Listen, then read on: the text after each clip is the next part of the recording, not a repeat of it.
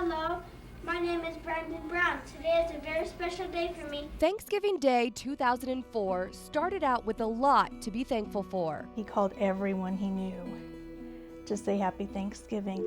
23-year-old Brandon Brown called his parents in Las Vegas, but his mom couldn't get to the phone. We were getting ready for Thanksgiving dinner. She had no idea it would be her last chance to talk to her son.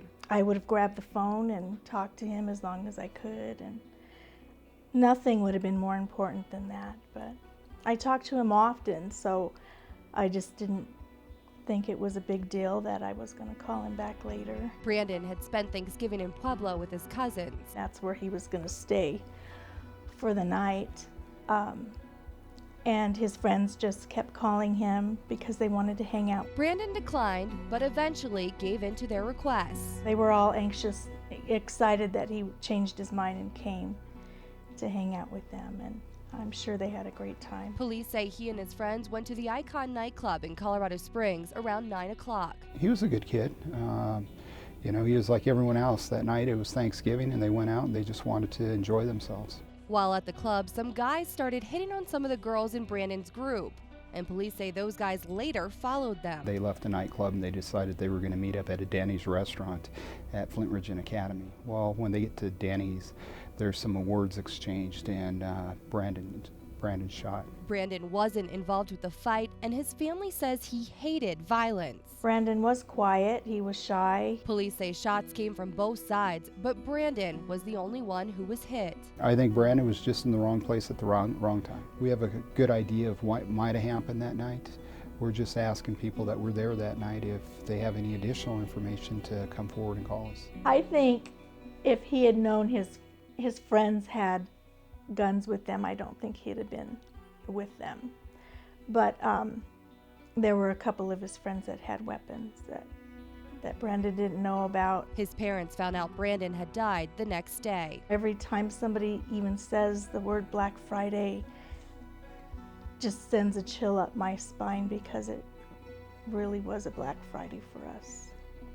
You always say, if only this or if only that, and we've said it a million times. If only we hadn't moved to Las Vegas, we would have still been living with Brandon. Or if only he would have stayed in Pueblo with his cousins that night. But you just can't torture yourself like that. But the torture continues because Brandon's killer remains on the loose. It's very frustrating. It would help if if we knew more of the details of the case. It would help the family. It would help my husband a lot, and my daughters. We can't get past it until the case is solved. Police say there were a lot of witnesses that night, and one of them holds the key to solving the case. There's somebody out there that knows what happened, and there's someone out there that realizes that they're responsible for this. I would say, I know you didn't mean to kill him. If you knew him, you would never have wanted to kill him. He was so loving and caring, and he was fun-loving. He was such a good friend to so many people. I know it was an accident, so just come forward and you'll be a better person for it.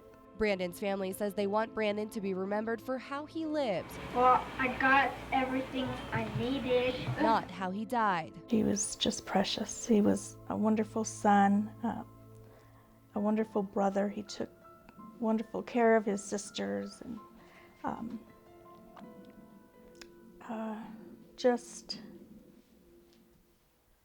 just that he loved life and he just wanted to live it to the fullest. But until they know why he died, it's a night they just can't get past. It would just give us peace about his case. That's what we've talked about for 9 years now, is getting justice for him. I know he would want that, and I know we could get on with our lives a lot easier if we knew it happened to him.